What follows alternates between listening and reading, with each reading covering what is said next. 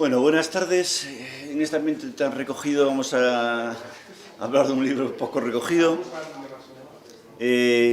Yo casi siempre llego tarde, y también a este libro me enteré hoy o ayer que se publicó ya en Melusina, en una colección que yo no conocía, en el 2007, o sea que ya lleva mucho tiempo. Me da la impresión, sin embargo, de que no ha dado lugar a muchos debates en Madrid. Me da la impresión, bueno, por lo que sé. A mí el libro me encantó porque, bueno, es un libro violento, y a mí lo que no tiene así un punto de violencia, pues francamente me recuerda a una misa del gallo de las de antes, donde prácticamente ni puedo bostezar. Pero sin embargo el libro está lleno de una agresividad que a mí me llama la atención. Un libro muy auténtico, está la carne de la autora en cada línea quizás, con todas las imposturas propias de cada línea y cada autora. Hay en todo el texto una excelente relación, no exactamente francesa, no exactamente ilustrada, con la vida popular, bárbara, un poco bastante problemática.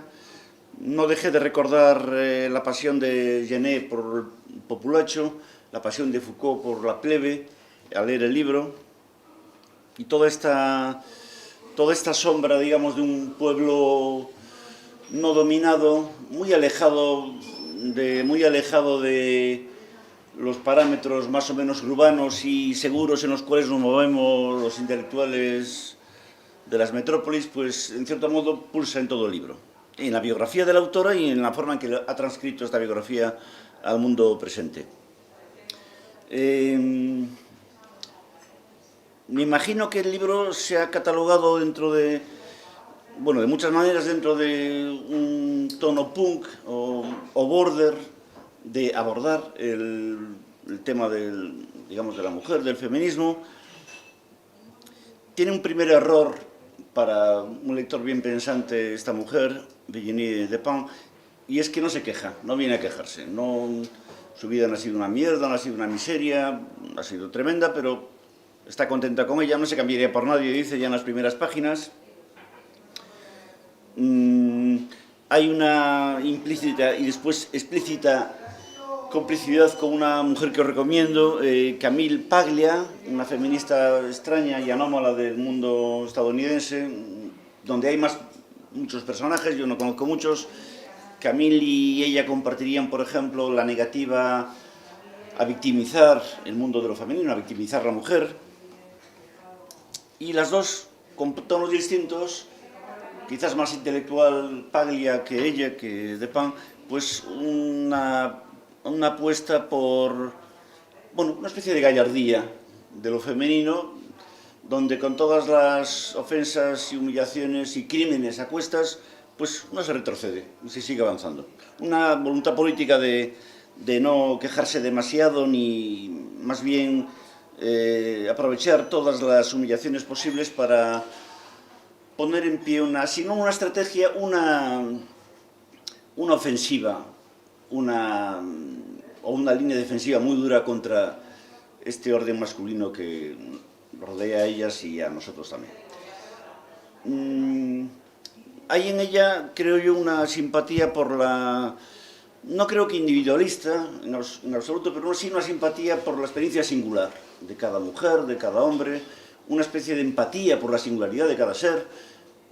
En cierto modo podría decirse que hay casi más una apuesta mayor, filosófica y intelectual mayor y carnal mayor por la singularidad de cada ser y el maltrato que esta singularidad conlleva que por digamos, lo genérico, lo puramente genérico. Estamos invadidos, creo yo, por una estupidez estadounidense que balcaniza al mundo en generaciones, en géneros, en etnias, en culturas, y este libro está en otra onda, muy distinta. No solo es profundamente incorrecto, es que además hay una apuesta por la dureza de vivir, pues poco norteamericana, poco francesa, poco occidental quizás, que hace que el libro sea un pequeño mito de culto. Aunque ya digo, no estoy muy seguro que haya, con sus 15 o 20 ediciones, ha llegado muy lejos en cuanto a publicidad, debates y demás. Virginie plantea directamente una apuesta por el proletariado de la feminidad, las feas, perdedoras, gordas, mal folladas, y una resistencia constante a no entrar en la jaula de oro de la estética que más o menos nos atrapa a todos y más todavía a las mujeres que los hombres. Y después comenta desde el comienzo, estamos en la página 25-26, que bueno, la ventaja de ser una desgraciada, digamos, de no poder chulearse por ser mujer, por no ser rica, por no ser muy guapa, por ser puta a lo mejor, por lo que sea, la ventaja de no poder chulearse, de no poder andar por la vida pisando firme, como de cierto modo sí pisa firme la Camille Paglia, es que esta vida miserable que te toca pues te obliga a inventar y a pensar continuamente, a crear. La creación como la estrategia de supervivencia de los que tienen poco más que eso. Y también, desde el comienzo, pues una apuesta por la infelicidad que nos une a unas y otros, a unas y unas, a unos y unos, a todos.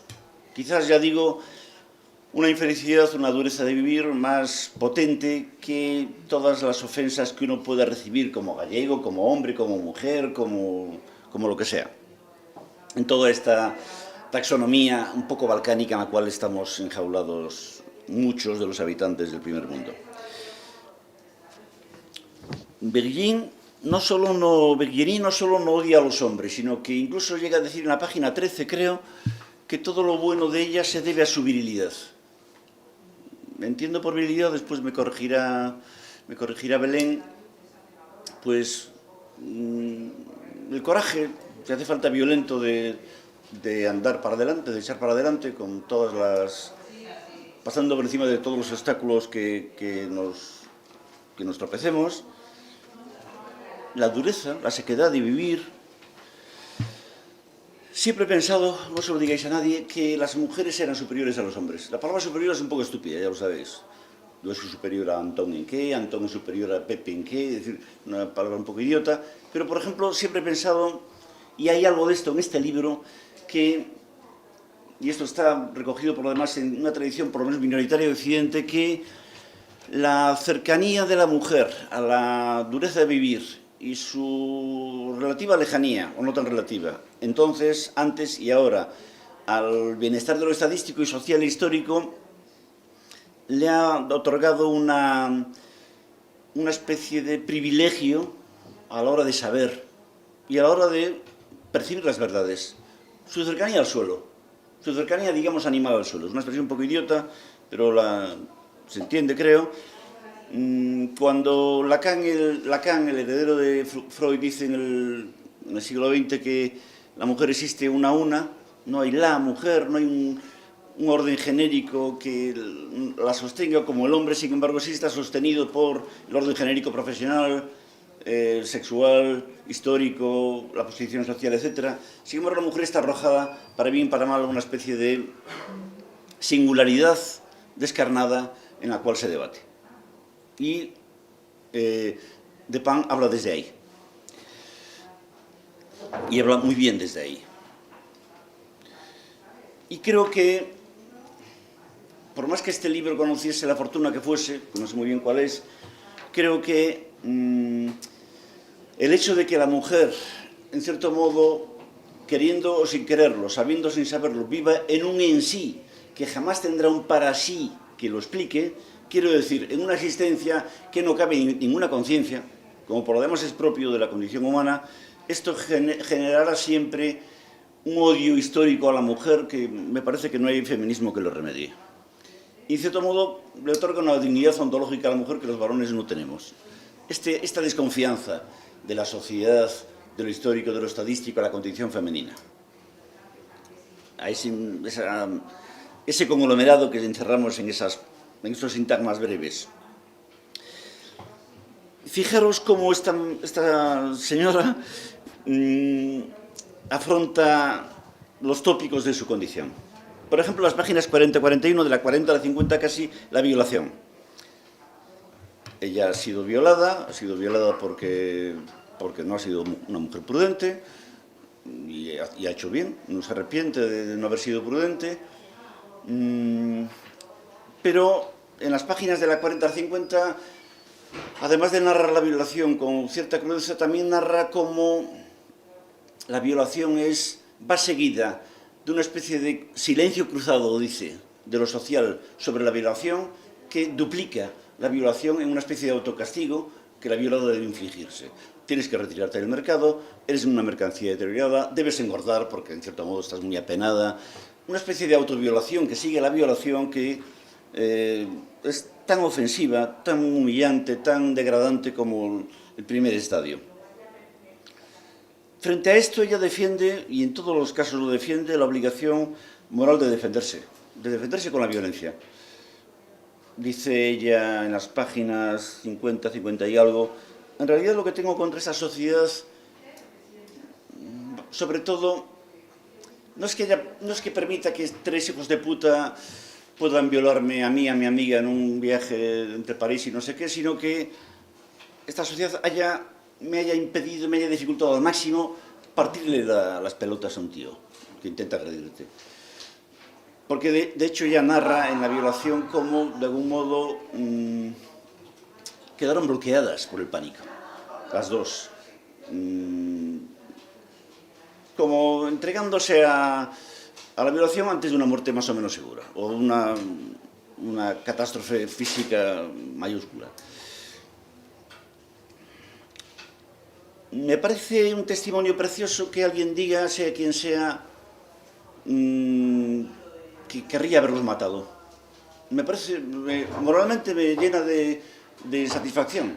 Como me llena de satisfacción, por ejemplo, lo digo claramente, y jamás lo olvidaré, hace años, cuando las leyes eran posiblemente en España mucho más dubitativas, por no decir absolutamente responsables sobre los crímenes contra la mujer, cuando digo que un tío, el hermano de una violada, al ver que su violador vuelve al barrio tan tranquilo, al cabo de 7 años, le atraviesa el pecho con un disparo. Me pareció bien.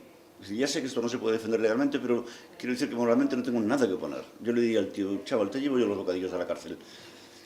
Y me pareció bien también, en este orden de cosas, por ejemplo, escuchar hace unos meses como una señora en León que le pegó 2 tiros en la cabeza a una mujer que, según muchos, no solo ella, estaba martirizando a fondo a su hija, pues cuando el juez, después de dictar sentencia, le pregunta, un poco atormentado moralmente, le pregunta, pero señora, ya estaba la sentencia dictada, por lo tanto, era un poco off the record, no había posible agravante de la condena, pero señora, ¿realmente no se arrepiente de esto? Dice ya, delante de las cámaras, perdone señoría, lo siento, volvería a hacerlo. Siento una especie de satisfacción moral, no sadomasoquista en este tipo de posiciones, y es la posición de Pan. Por el contrario, convertir la violación en un mal absoluto del cual no puede hablarse es como un poco como lo que en cierto modo pasa con el Holocausto, convertir el acontecimiento en el mal absoluto que no se puede diagnosticar políticamente. Cuando ella, y en ese sentido la conexión con Camille Paglia fue estupenda, pues entiende que la violación es un riesgo político que hay que afrontar siendo mujer. Y después, en las páginas 67, 70, 70 y pico, habla de la prostitución. En cierto modo, dice que entran a la prostitución para, no como en esta línea de autoflagelación, sino para salir de la violación, para salir digamos, de la depresión posparto, de la violación, y posiblemente por más cosas. Pero uno de los factores es este. Entra en la prostitución sin complejos, dice que jamás, en cierto modo, lo pasó mejor, que jamás sintió tanta lástima por los hombres como siendo prostituta, que jamás conoció un lado más tierno, dubitativo, sentimental y humano de los hombres que siendo prostituta, no sé de qué nivel. Insiste. No tuve tiempo de contrastar cosas, ¿no? Pero insiste, por ejemplo, en cómo el límite entre la seducción y la prostitución es muy sutil y muy borroso. Insiste en cómo la ofensiva social contra la prostitución es, en cierto modo, un intento de satanizar un campo que no conocemos, que jamás hemos conocido en directo, que en cierto modo hace una competencia desleal a la prostitución legal en la cual estamos todos. Todos somos putas, más o menos mal pagadas. Muchas mujeres, dice ella, son putas que no confiesan su honorario, muchas mujeres de alto standing, de medio standing, y en cierto modo la prostitución, la mancha de la prostitución callejera, de la prostitución pura y dura, con distintos niveles de cuotas, supongo, y de niveles de consumo, pues no deja de ser un insulto, un espejo deformado que se pone enfrente a la prostitución, que es toda la vida social. Son gloriosas las páginas que le dedica a la prostitución, como odia ella todas las putas caras que gobiernan el espectáculo mundial, en detrimento de las proletarias del espectáculo, que son las profesionales. Es simpatiquísimo como de la página 70 a las 90 y pico defiende ese mundo como casi un mundo humano frente a las constantes promiscuidades inducidas a las cuales estamos arrojados en el orden social decente. Dibuja de manera muy precisa y muy preciosa la prostitución como el lado oscuro que nos hace decentes. La necesidad de tener la prostitución, de injuriarla, de satanizarla, de enfangarla como un enemigo oscuro, sucio, las prostitutas, las esclavas, los proxenetas, etc., como algo que de rebote hace decente el orden social normal en el cual vivimos. No olvidéis que, en cierto modo, una sociedad como la nuestra, que no tiene absolutamente nada que ofrecer, más que la seguridad, que es una palabra vacía, llena de un contenido terrible, la seguridad de poder morir a plazos, una sociedad de este tipo solo puede sostenerse por sus enemigos, por el satanismo de sus enemigos, el terrorismo islámico, las plagas bíblicas que azotan a la humanidad exterior, y la prostitución sería una especie de plaga bíblica que azota al centro de París, al centro de Berlín o de Chicago, y que nos hace a todos más decentes, porque no somos consumidores, porque no somos putas, etc. Es descarnada la forma en que Depin aborda esta cuestión. Dice que, y me parece una imagen acertada, lo dice en la página no sé cuántos, por ahí, 90 y algo, dice que solo el boxeo en el campo masculino se equipara a la prostitución en el campo femenino. Pero el boxeo, dice ella, claro, incluso con boxeadores negros, tiene una libertad de maniobra que con frecuencia la puta está muy alejada de ello. En un libro viejo de Frédéric Beigbeder, un amigo, bueno, no sé si es amigo de ella, un amigo de Michel Houellebecq, decía cómo usamos África como antipiso muestra, cómo las empresas europeas y francesas usan África como antipiso muestra, la imagen horrible del continente africano como una zona de sombra que automáticamente nos hace más decentes, más cívicos, más presentables, más democráticos, más solidarios, en fin, más humanos, y en cierto modo ella usa también una prostitución por la cual pasó y no se arrepiente. Dibuja un poco esta forma en que usamos la prostitución como el lado negro que nos hace automáticamente más claros, más blancos. Llega a decir, sin embargo, que vio su agresividad contra los hombres al pasar por ahí, al pasar por ese campo para nosotros prohibido, pecaminoso, satanizado, etc. Satanizado, prohibido, pecaminoso, de una manera, lo digo de paso, que en épocas católicas era mucho más suave. Es decir, yo dije el otro día en público, lo vuelvo a decir ahora, que jamás he vivido una época más policial que esta. Y estuve 2 veces en la cárcel de Franco. Jamás he vivido una época más policial que esta, más moralizante que esta, más represiva que esta, más moralista, más hipócrita que esta. Incluso pensando, ya digo, en la década de los 70, de los 60, que no era facilita, como podéis imaginar. Y ella, de algún modo, dice algo parecido. ¿Qué sería King Kong en todo este magma tan complejo, tan descarnado, tan sangrante, tan duro en el país más ilustrado de Europa? ¿Qué sería King Kong? Pues sería un poco la imagen de una sexualidad anterior a la distinción de los géneros, una sexualidad andrógina, sin complejo de culpa, salvaje, bordeando siempre el peligro y el mal, la idea de una promiscuidad con la pulsión animal que en cierto modo nos hace, no felices, pero sí nos salva de la enfermedad que es la civilización. Sería también King Kong la imagen de una bisagra entre el hombre y el animal, el adulto y el niño, el primitivo y el civilizado, y un híbrido anterior a este gigantesco dispositivo binario que nos tiene atrapados. Toda la semana siendo perfectos ciudadanos, todos los días siendo perfectos y modéricos ciudadanos, y a partir de las 7 de la tarde sumergirnos en la clandestinidad de las zonas oscuras, más o menos legales o alegales. Una clase de fuerza, dice ella, King Kong, que no es ni masculina ni femenina. Le dejo la palabra a Belén para después en el debate decir... Bueno, yo voy a ser mucho más laxa. Yo no he hecho un análisis tan profundo como el que ha hecho Ignacio. Yo primero voy a hablar de cómo llegué yo al libro. El libro, bueno, supongo que todo el mundo sabe un poco quién es Virginie. Tampoco, bueno, él ya ha dado muchas de las características de ella. El libro salió en 2006 en París. Yo sí que llegué al libro en 2006, yo ya lo había leído, ¿eh? Pero llego tarde a todas partes. Tú llegas muy tarde a todas partes. En 2006 yo estaba de Erasmus en París, claro que soy también más joven, un poco.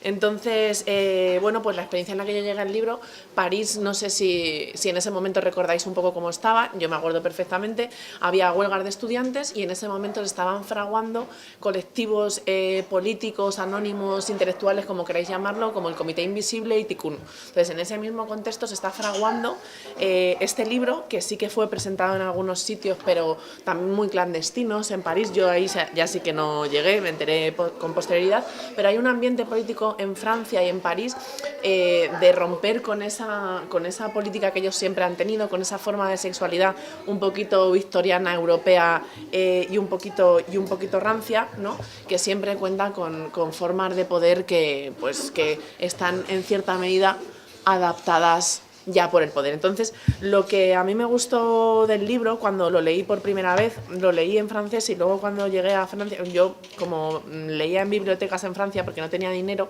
luego cuando vine a España me compré esta versión que es de 2007 con una reedición de 2009 y luego salió esta, que es la que tú tienes, que no sé por qué edición van ya, pero la vamos, quinta o la sexta. esta es la primera que salió. Entonces, lo que más me llamó la atención del libro no fue su teoría sobre la prostitución ni sobre lo que pudo suponer el hecho de que Virginie hablara sobre esto, sino el hecho de que por primera vez yo llevaba leyendo feminismo desde que había empezado la carrera aproximadamente en el año 2003 y estoy hablando del año 2006-2007. Por primera vez leía una teoría, no leía una teoría del feminismo, leía a una mujer en nombre propio contando su biografía y eso podría extrapolarse a una suerte de forma de vida o teoría feminista que luego se ha hecho y que ella, por ejemplo, está completamente en contra. El año pasado, cuando vino, sí fue el año pasado, o a finales del 2017, ya no recuerdo, cuando vino al Espacio Telefónica a dar una conferencia, dijo que ella se avergonzaba muchísimo que se hubiera convertido en algo así como en una especie de abanderada del feminismo cuando ella es, o se considera así, se pone ella misma esa etiqueta de feminista antifeminista. Entonces, bueno, pues la verdad que mi experiencia con Virginie es eso. Me gustó mucho desde que abrí la primera página. Yo me dejo llevar, yo tengo poco tiempo, soy profesora de instituto y corregimos mucho, estamos siempre corrigiendo y haciendo cosas que no sirven para demasiado. Entonces, si leo la primera frase y no me gusta, no sigo leyendo. Entonces, la primera frase ya me fascinó porque habla de las excluidas de la sociedad, básicamente. Habla de las que no habían tenido nombre, habla de mujeres que hasta ahora habían sido infames, porque claro, la teoría del feminismo anterior, que era Simone de Beauvoir y sus amigas, ¿no? Que vivían en un ambiente bastante cómodo, pues eran mujeres que eran guapas, que tenían puestos de trabajo buenos y que podemos decir que en cierta medida vivían como los hombres, ¿no? Y que tenían los mismos privilegios, ¿no? Entonces, yo sí que voy a leer un trocito que es el principio, que fue lo que a mí me sedujo para seguir leyendo, que dice: escribo desde la fealdad y para las feas, las viejas, las camioneras, las frígidas, las malfolladas, las infollables, las histéricas, las taradas, todas las excluidas del gran mercado de la buena chica. Y empiezo por aquí para que las cosas queden claras. No me disculpo de nada, ni vengo a quejarme. Esto ya me fascinó, ¿no? Porque todas parece que siempre van como resentidas, van a quejarse de algo. Es una suerte, también me pareció como de antítesis del manifiesto Scum y de Solanas, y eso me encantó, ¿no? Dice: no cambiaría mi lugar por ningún otro, porque ser Virginie Despentes me parece un asunto más interesante que ningún otro. Entonces yo empecé aquí a pensar que quizá el pensamiento desde la atmósfera, es decir, desde la propia biografía, resulta más interesante también que el pensamiento abstracto. Y la primera frase, o ya en el primer párrafo, ya lo está diciendo, ¿no? Ser Virginie Despentes me parece un asunto más interesante que cualquier otro. ¿Por qué voy a pensar yo en otras cosas que no sea yo misma? Entonces empieza a desgranar su biografía, que nos puede servir como una suerte, ¿no?, de algo así, de sendero para extraer fuerzas para hacer otras cosas, ¿no? Entonces, lo que hace Virginie, bajo mi punto de vista, intentando no hacer una teoría del feminismo, y esto es la lectura que yo extraigo de aquí, es algo así como de construir la categoría de mujer. Ella ya en las primeras páginas está haciendo lo propio, que dice: me siento más identificada con King Kong que con Kate Moss, ¿no? O sea, ya empezamos a tomar otro derrotero. No sabemos cuál, pero abre una línea de fuga en ese sentido, yo creo que bastante interesante. Entonces, en ese mismo sentido, creo que Virginie, que incluye las que habían sido excluidas, a las mujeres que habían sido excluidas de la historia universal por utilizar esta categoría, hace del feminismo, si es que ella lo podría decir así, porque yo creo que no lo permitiría, algo militante. Es decir, hacer de esto una forma de vida. Y dice: yo lo que voy a hacer es convertirme, ¿no?, en una persona que no siga esas categorías. Y lo propio del hombre, dice: ¿qué es lo que exige ser un hombre? Un hombre de verdad. Dice: reprimir sus emociones, acallar su sensibilidad, avergonzarse de su delicadeza, de su vulnerabilidad. Entonces ella utiliza primero su experiencia de la violación, que por supuesto tiene un punto de trauma muy fuerte que ella narra, pero también la forma de la prostitución, porque ella dice: yo quiero ganar dinero, y quiero ganar dinero trabajando poco, porque lo que no quiero es pasarme 8 horas, ¿no?, en un trabajo en el cual no voy a obtener dinero. Y no es que haga una apología de la prostitución, sino que hace un estudio, si se pudiera decir así, porque ya realmente no es una teórica, como estaba diciendo, hace un estudio de la masculinidad con las mujeres que están con prostitutas, ¿no? Y dice: realmente he visto que los hombres se comportan de manera distinta con las prostitutas que cuando están con mujeres de verdad, porque cuando están con las prostitutas sacan una línea algo así como más sensible, como que se abren a personas que no conocen porque saben que no van a ser juzgados. Y esta parte también, que está como a mitad del libro, como en la página entre las 60 a las 70 aproximadamente, por ahí, no me acuerdo, me llamó muchísimo la atención. Entonces experimenta con esa suerte de antropología de lo que es ser hombre cuando no se juega nada de poder, por así decirlo, cuando no está jugando un rol, que es el rol de estar con una mujer y tener que seducirla, seguir el cortejo, tener que imponer algo así como una serie de fuerzas sexuales, no sabría cómo nombrarlo. Es distinto a cuando se comporta con una prostituta, y eso me parece que es de lo más interesante del libro, que narra en nombre propio. Y otra de las cosas que me parece muy interesante, y yo no voy a hablar mucho más porque lo que quiero es que se abra un poco el debate, es que yo creo que gracias a la lectura de Virginie Despentes, Camille Paglia también yo creo que es muy interesante. Ella la nombra también mucho, otra considerada excluida de las feministas por ser considerada antifeminista, por hablar de la virilidad, por reírse de las leyes de paridad y otra serie de cosas que hace, que son bastante provocativas.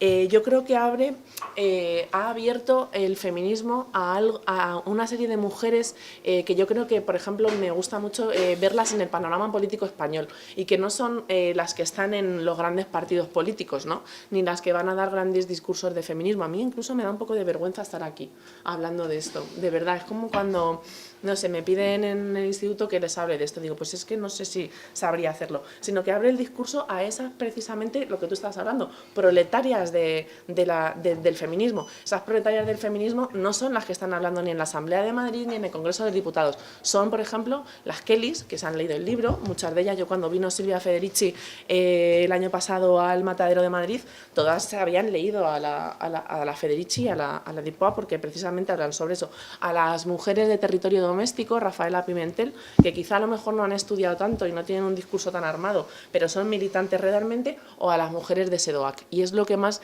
me gusta a mí, o de las fuerzas que yo creo que se pueden extraer, creo, de este libro. Ver cómo se ha podido poner en funcionamiento este discurso dentro de una actividad que no separa la teoría de la práctica. Y con eso yo ya no tengo nada más que decir, porque ya lo has dicho todo tú. O sea, es que como teoría del feminismo es muy difícil, ¿eh? No se puede. No es una teoría del feminismo. Claro. ¿Defendemos la prostitución la próxima vez que nos pregunten? Bueno, que no he acabado de leer el libro, pero más que nada por lo que habéis dicho de, pues eso, que como anima a militar, y que yo no, o sea, no he visto mucho esa parte en el libro, y pues si lo podíais explicar un poco más, o sea, de qué manera llama a las mujeres proletariadas a que militen, porque yo no he percibido eso, bueno, por lo que leo, o sea, llega a la página 80 de este, así que igual. Yo no creo realmente que haya una llamada, porque no es un manifiesto, pero sí que lo que creo que hay una violencia muy fuerte en el libro. O sea, sí que lo que creo es que hay una fuerza impresionante que te hace como que te hace descubrir una persona que no está ahí, y como que te hace, bajo mi punto de vista, no sé si quizá me equivoco, a vivir otra forma de ser mujer y experimentar otras formas de ser mujer, y quizá también de ser hombre. Entonces, no es un llamamiento, porque no es un manifiesto, ni es... ella simplemente, esto es una suerte de biografía, igual que la autobiográfica novela, la de Fóllame, que también ha sido censurada, lo fue censurada en Francia, en España no se llegó a exponer en ningún sitio. Es como te transforma de alguna manera. Es un poco esa suerte que nace de lo traumático, que te hace transformarte en otra persona que no está. Es como cuando ves una... igual es un ejemplo un poco burdo, pero cuando ves una película o te pasa alguna cosa que te transforma de alguna manera. Pues a mí, por ejemplo, leer a esta mujer me ha cambiado mucho más que leer a Simone de Beauvoir, o que el agustinismo, o que, no sé, el iluminismo agustiniano, no sé, pero aquí hay una fuerza extraña, ¿no?, en esta mujer, una violencia. Toma, Julio Iglesias. Antes Belén hablaba de Comité Invisible y Ticún, que a lo mejor no hay concomitancias. Se dieron en el mismo, o sea, el mismo contexto. Pero no parece haber quizás muchas. Pero sin embargo, por ejemplo, un tipo de libros, aquellos libros, y este tiene la virtud de que han sido tan poco pensados de algún modo, están escritos tan a la carrera de lo que se vive, que tienen una influencia en la carne directa, cosa que en general... Yo no leo, la verdad, libros sobre el feminismo, es un tema que o me siento salvado o no, bueno, lo que sea, no leo. Pero, sin embargo, este libro me impactó, incluso sin convertirme a nada. Bueno, me convirtió a la certeza de que hay bajo nuestro mundo de plástico otro mundo que constantemente pisoteamos, los progresistas urbanos que decimos defender la redención de la humanidad, y sí me hizo ver que hay una dimensión del sufrimiento femenino tremenda, al margen de todos los discursos televisivos, mediáticos y demás. No creo que facilite precisamente la militancia en nada, porque es un volcán lo que se sirve, un volcán de dolor y de agresividad, un volcán bastante alegre, por cierto, pero incómodo para todas las militancias. Yo no creo que ninguna feminista así de pro, de cualquier partido político español o francés, esté cómoda con este libro, porque es demasiado vivo, demasiado poco maniqueísta. No es una película de vaqueros binaria en la cual los buenos y los malos, las buenas y los malos están claramente... Dibuja también una imagen de la mujer urbana, progresista, pija, terrible. No facilita la militancia en nada, pero facilita respirar de otro modo, vivir de otro modo. Y una especie de esperanza semisuicida, de esperanza loca, no una esperanza tipo Boy Scout o Girl Scout o Scout, pero sí una esperanza de que, bueno, asombrosamente la vida sigue siendo posible, con todo su peligro y la certeza de que hay gente muy armada. Bendito sea Dios, armada desde los traumas, como decía Belén.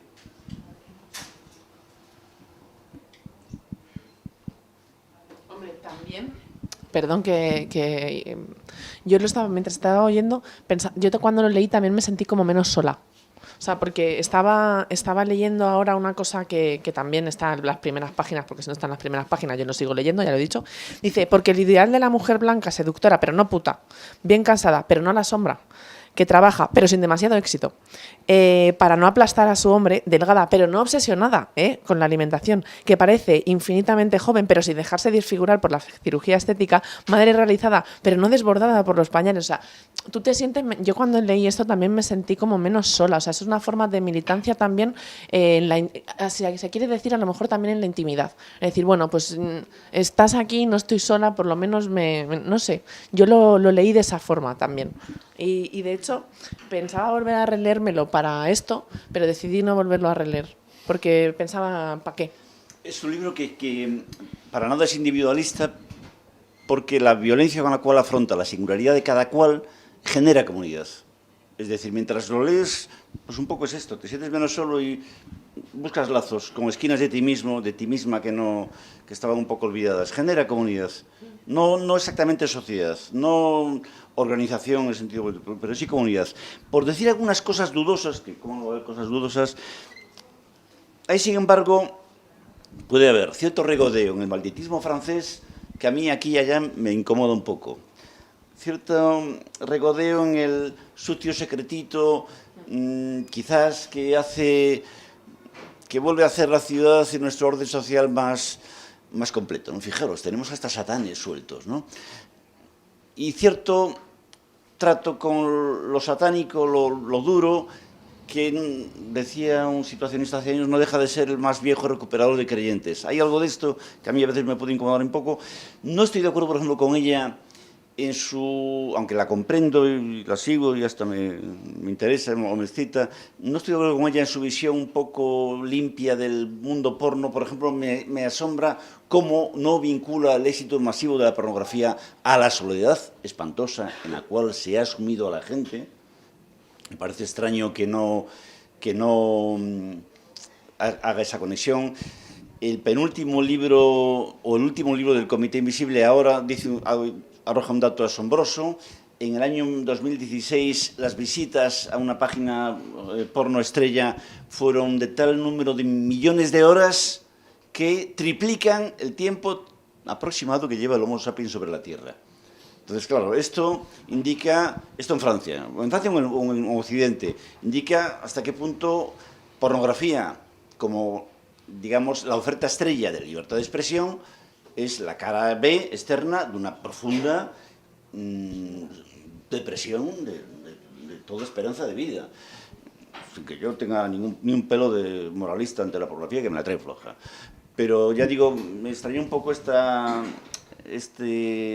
canto que podría estar bien a lo porno sin conectarlo con este uso como sedante de la soledad en la cual el mismo capitalismo que te vende la imagen pues te ha sumergido, ¿no?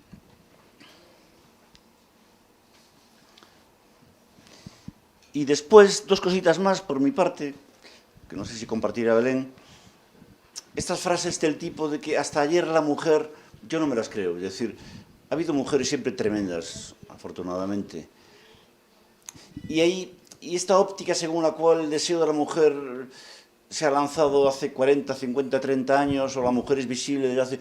Tiene que ver con una cosa que a mí me incomoda un poco, como mujer que soy, y hermano de mujeres. Y es que hay a pesar de la violencia del libro, de la bendita violencia del libro, hay una apuesta un poco francesa por lo social e histórico en detrimento de lo existencial que podría verse de otro modo.